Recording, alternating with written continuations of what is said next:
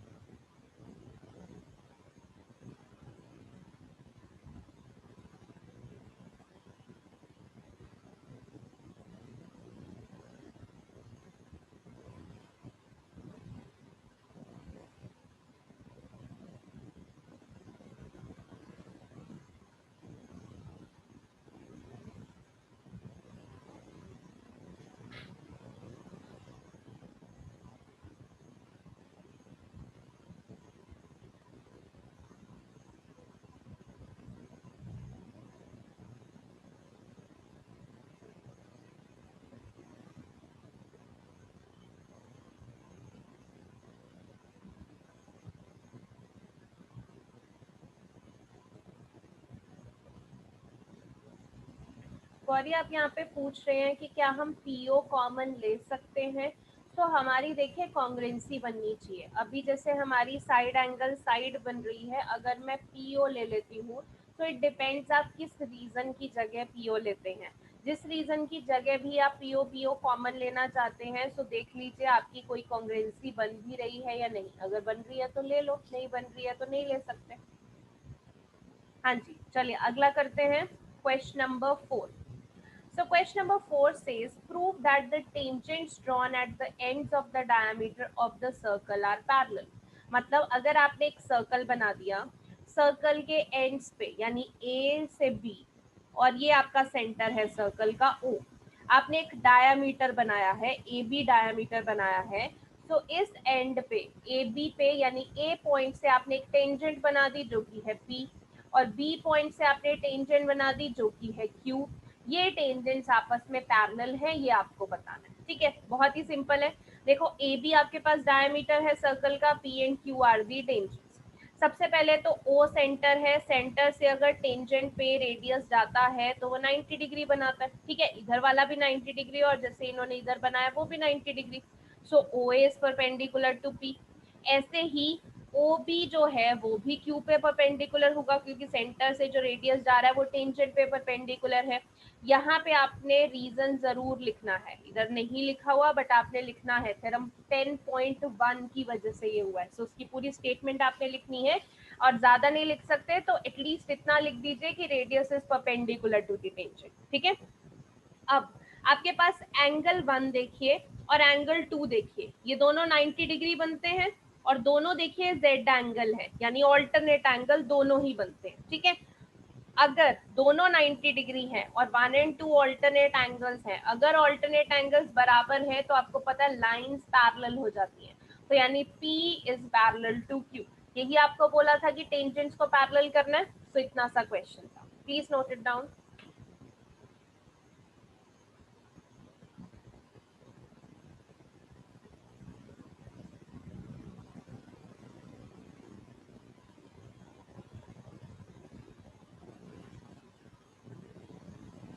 Ma'am O A parallel to P and O B parallel parallel to Q का reason क्या देना है? Perpendicular, perpendicular, ये yes ma'am, perpendicular का perpendicular. Reason theorem 10.1 है कि सेंटर से जो लाइन जाती है वो टेंजेंट पे परपेंडिकुलर होती है। Line drawn from the centre is perpendicular to the tangent, या आप लिख ठीक सकते हैं है। Radius is perpendicular to the tangent, और अगर थ्योरम 10.1 की पूरी स्टेटमेंट लिख सकते हैं दैट इज मच बेटर।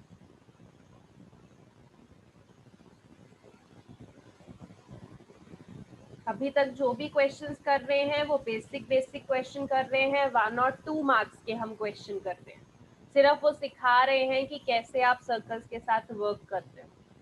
अगला जो क्वेश्चन है क्वेश्चन नंबर 5, आपको बोला है prove that perpendicular at a point of contact to the tangent to a circle passes through the centre. ठीक है, थ्योरेटिकल सा क्वेश्चन है, पेपर में कम आता है बट एक बार कर लेते हैं। आपको बोला है perpendicular at the point of contact. So देखिए इस फिगर में ए बी अगर मेरी टेंजेंट है, सो पॉइंट ऑफ कांटेक्ट क्या हुआ, ये एक्स हुआ। अब ये perpendicular to the point of contact, यानी ये जो ओ वाई लाइन जा रही है ये पॉइंट ऑफ कांटेक्ट के परपेंडिकुलर है। पासेस थ्रू द सेंटर, आपको प्रूव करना है कि ये सेंटर से ही पास कर रही है। ठीक है, तो आपके पास यहाँ पे देखिए ए एक्स बी अगर टेंजेंट है to a circle with centre O, तो ओ एक्स क्या होगी, line perpendicular to the tangent at the point of contact X. ठीक है, यहाँ पे कॉन्ट्रैक्ट लिखा है, कॉन्टैक्ट है, कॉन्टैक्ट एक्स, यानी कि हम थ्योरम ही पढ़ चुके हैं कि जो लाइन सेंटर से जाती है वो तो टेंजेंट पे परपेंडिकुलर होती है। सो ये तो हमारी थ्योरम 10.1 है। तो हम कह सकते हैं कि अगर एंगल ओ एक्स बी ले, O X B and angle B X Y ले, ये जो बी एक्स वाई इधर है, ये दोनों क्या होंगे आपके पास 90 ही डिग्री होंगे, इधर वाला 90 डिग्री है, सो लीनियर पेयर से इधर वाला भी 90 डिग्री, सो दोनों को प्लस करेंगे सो 180 डिग्री हो गया। यानी कि ये ओ से ही लाइन जा रही है और आगे जाके ये लाइन पे दो एंगल्स हैं जिनका सम 180 डिग्री बन रहा है, यानी ये स्ट्रेट लाइन ही होगी। तो अगर ये स्ट्रेट लाइन जा रही है it means O X passes through the centre of the circle. अब मैंने वाई से ड्रॉ किया, वाई से ड्रॉ करना शुरू किया तो सीधी ही जाएगी ना, वाई से जाते जाते यहाँ से ऐसे मुड़ तो नहीं जाएगी। अगर दोनों का सम, इस एंगल और इस एंगल का सम 180 डिग्री बन रहा है, 180 मीन्स स्ट्रेट लाइन, तो ये सेंटर से ही पास होके जाएगी, वाई से जाएगी तो सीधा ही जाएगी। So this was your proof. बहुत ही छोटा सा है, थ्योरेटिकल है, पेपर में आता भी कम, बट लिख लीजिए।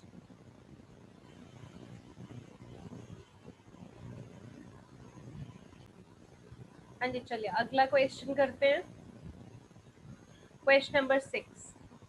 The length of tangent from a point A से पॉइंट है, और length of tangent from a point A at a distance 5 centimetre from the centre. अब लेंथ ऑफ टेंजेंट मत लिख देना 5 सेंटीमीटर, उन्होंने बोला सेंटर से, वो जो टेंजेंट ए पॉइंट से शुरू हो रही है उसका डिस्टेंस 5 सेंटीमीटर है, ठीक है। Of the circle is 4 centimetre, यानी ये जो स्टार्टिंग में लेंथ की बात की गई थी वो आपके पास 4 सेंटीमीटर है। तो टेंजेंट ए से मैंने बनाई पी तक, तो यानी कि ये आपके पास 4 सेंटीमीटर है। सो बच्चे जल्दी जल्दी में उल्टा लिख देते हैं इन जो मेजरमेंट्स को। सो फाइंड करना है आपको रेडियस ऑफ द सर्कल, यानी ओपी आपको निकालना है। ओपी ही तो आपका रेडियस है। क्या करोगे, पाइथागोरस थ्योरम लगाओगे, वो तभी लगा सकते हो अगर 90 डिग्री हो। तो आपको पता होना चाहिए थ्योरम 10.1 से कि ओ से पी ये रेडियस जा रहा है किस पे, एपी टेंजेंट पे।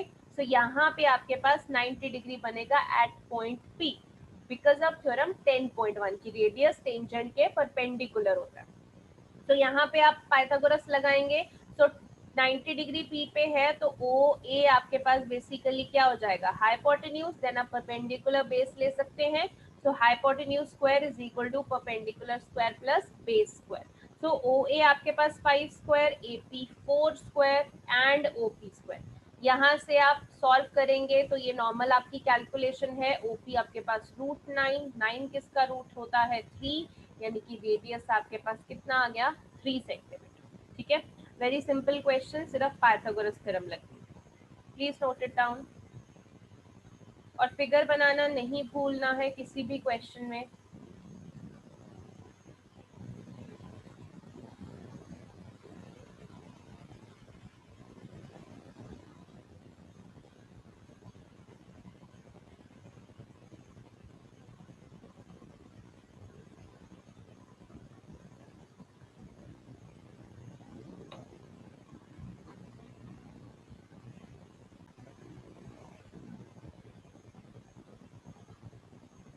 हाँ जी, चलिए अगला क्वेश्चन करते हैं।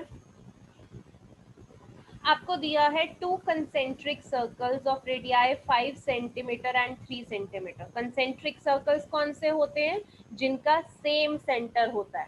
तो अगर मैं यहाँ पे फिगर में देखूं तो एक बड़ा सर्कल है और एक छोटा सर्कल है, दोनों का देखिए सेंटर कॉमन है O। Find the length of chord of larger circle. अब कॉर्ड क्या होती है, हमने 9th क्लास में कॉर्ड पढ़ी थी। कॉर्ड वो लाइन सेगमेंट है जो एक सर्कल को 2 पॉइंट पे टच करे और अंदर ही सर्कल के रहे। जैसे मैंने P और Q की बात कर रही हूँ, तो P Q सर्कल के ऊपर आ रहे हैं दोनों पॉइंट, इनको ज्वाइन कर दिया, P Q क्या बन गई कॉर्ड। पर कौन से सर्कल की कॉर्ड बनी है, बड़े वाले सर्कल की कॉर्ड बनी है, ठीक है। So find the length of the chord of larger circle. जो लार्जर सर्कल की कॉर्ड है उसकी लेंथ हमें चेक करनी है, which touches the smaller circle. अब छोटे वाले सर्कल को देखो तो पी क्यू कहाँ पे टच कर रही है कॉर्ड, आर पॉइंट पे टच कर रही है, ठीक है। सो अगर मैं छोटे वाले सर्कल के लिए देखूं एक तरीके से, तो पी क्यू क्या हुई, टेंजेंट हुई ना, क्योंकि वो एक ही पॉइंट आर पे टच कर रही है। सो छोटे वाले सर्कल के लिए P Q as a tangent act कर रही है। और अगर मैं बड़े वाले सर्कल की बात करूं तो P से Q क्या है, एक कॉर्ड है, ठीक है। अब लेंथ आपको किसकी निकालनी है, PQ की निकालनी है। तो सबसे पहले आपको पता होना चाहिए गिवन फिगर में PQ क्या है, आपके पास कॉर्ड है लार्जर सर्कल के लिए, जो कि छोटे सर्कल को R पॉइंट पे टच कर रही है। अब कैसे निकालना है, आपको देखिए रेडियस बड़े वाले सर्कल का 5 और छोटे वाले सर्कल का 3 दे रखा है। तो आपको सबसे पहले तो पता होना चाहिए कि O से P तक अगर मैं देखूं या O से Q तक, ये बड़े वाले सर्कल के रेडियस है तो ये 5 होगा, और छोटे वाले सर्कल का रेडियस मतलब O से R तक, तो ये मेरे पास कितना है 3 है। अब आप देख सकते हो कि जो ओ आर है वो रेडियस है, और पी क्यू क्या एक्ट कर रही है उसके लिए, टेंजेंट एक्ट कर रही है। सो रेडियस क्या होता है, perpendicular to the tangent. So O R क्या होगा, परपेंडिकुलर टू पी क्यू। आप पेपर में ऐसे नहीं लिखेंगे बाय थ्योरम, आप स्टेटमेंट लिखेंगे that radius is perpendicular to the tangent, ठीक है।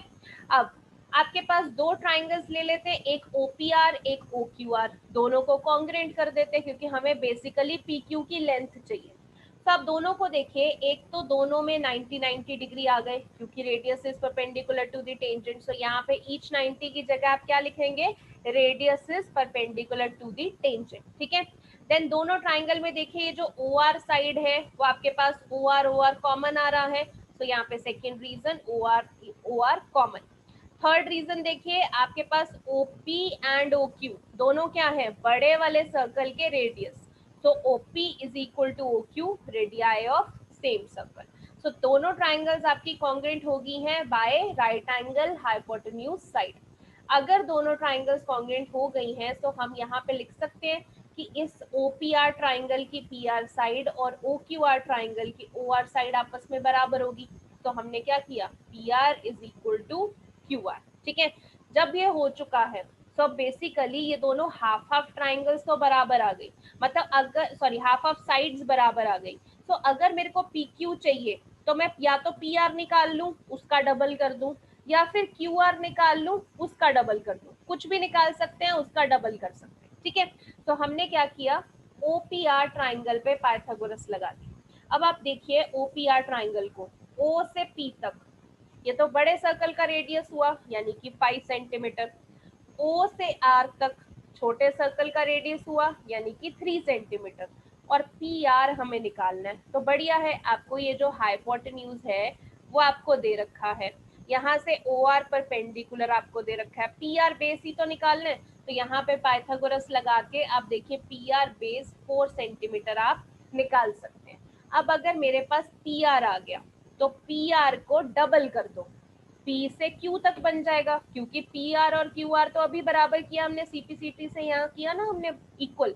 सो अगर मैं PR का डबल कर दूं तो वो PQ बन जाएगा। सो यहाँ पे PR का ट्वाइस किया, यानी PR 4 था उसको ट्वाइस किया, तो 8 सेंटीमीटर आपके पास PQ की लेंथ था।